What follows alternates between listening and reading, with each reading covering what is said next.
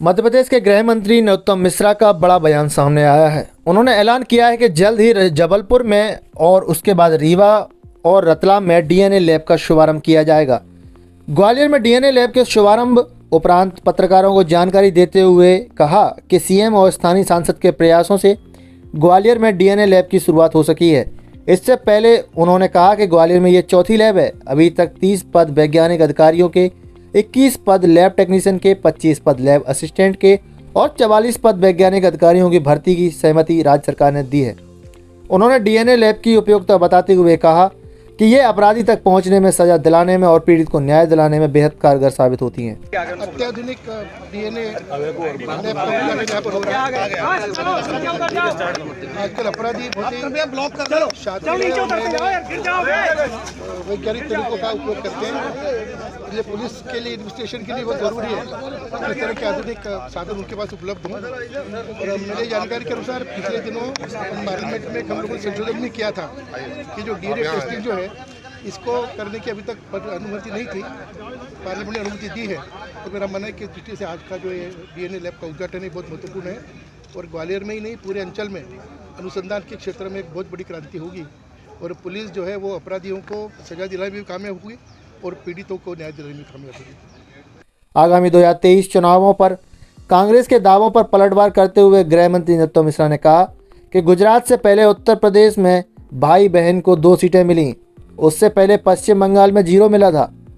आज उनकी यात्रा में एक सांसद नहीं रहे हैं, इसलिए ज़्यादा बोलना नहीं चाहता हूं। बताते हैं ठंड में ऐसा हुआ है, मैं जानकारी लेता हूं।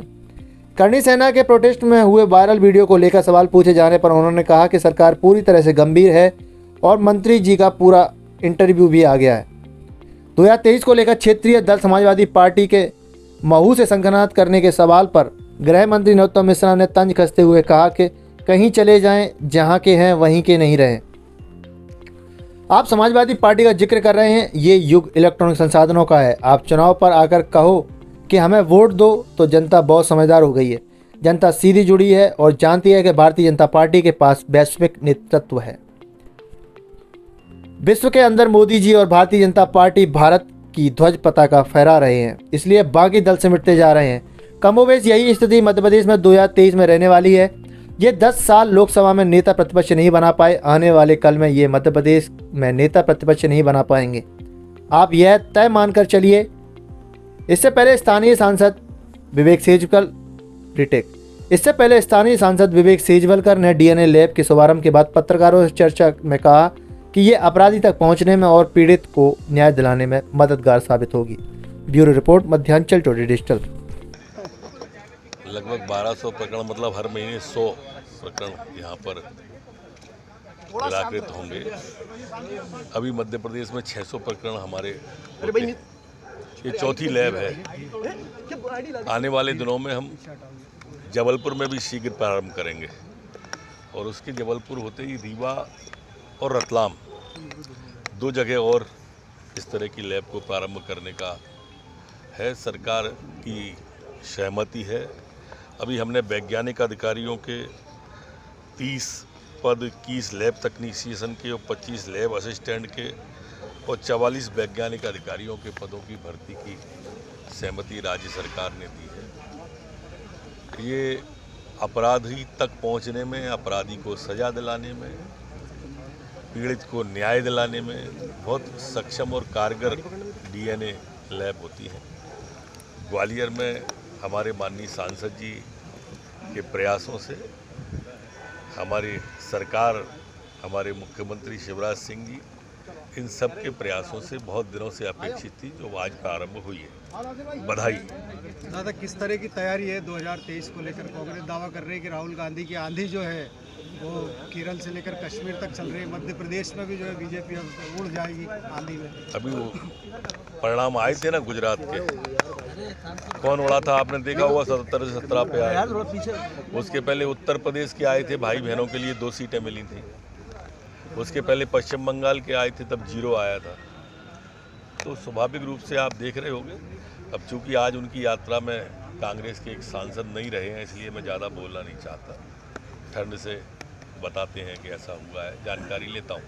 सर करणी सेना को लेकर जो प्रोटेस्ट कर रहा था उसको लेकर किस तरह से अभी सरकार गंभीर है, क्योंकि जो शब्द वायरल हो रहे हैं जो वीडियो सरकार पूरी तरह से गंभीर है और बाहरों की वो भी आ गई है। माननीय मंत्री का पूरा इंटरव्यू भी आ गया। 2023 के लिए क्षेत्रीय पार्टियां एक्टिव होने लगी हैं। समाजवादी पार्टी 14 अप्रैल जो है उसमें महू में जा रही है, वहाँ संक्रांत कर रही है 2023 की तैयारी। कहीं चले जाएं, जहाँ के हैं वहीं कुछ कहीं के नहीं रहे।